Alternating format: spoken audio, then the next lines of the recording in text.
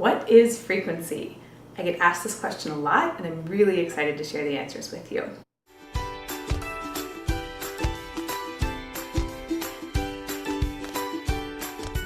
So frequency is based on an ancient astrological system, the same one that acupuncture is based on.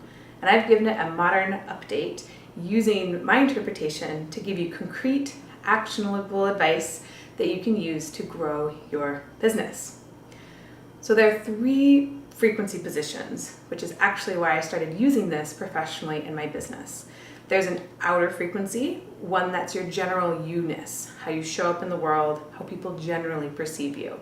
If we were talking metaphors, this would be, what kind of chocolate are you? Are you milk chocolate, mint chocolate, white chocolate?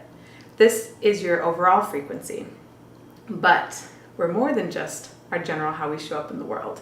There's also a frequency that's attached to your inner life, how you are with your nearest and dearest. And I love that because I know that I'm different with my closest friends and family than I show up in the rest of the world. So I love that this has a vocabulary for that. There's also a frequency for your work, skills, and professional talents.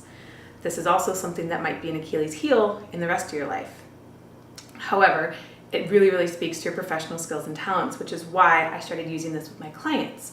Because if they have one frequency that's for their general overallness and a different frequency for their work position, they can often find themselves in internal personal conflict about how to make decisions, how to move forward.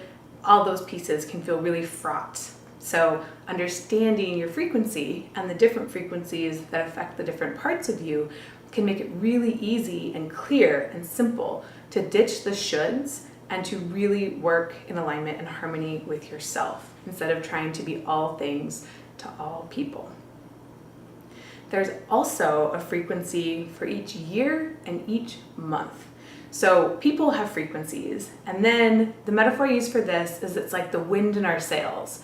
What's the frequency that's the wind in your sails for this month?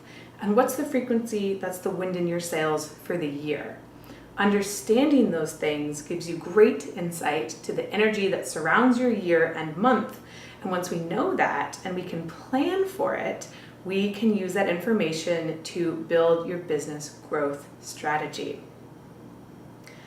It's a 9-year cycle, and it's designed to help you grow and develop yourself and then start the 9-year cycle of growth over. So for me, this was really helpful to understand why some years felt really different than other years, and honestly month to month as well, even though the variables of my life hadn't changed that much.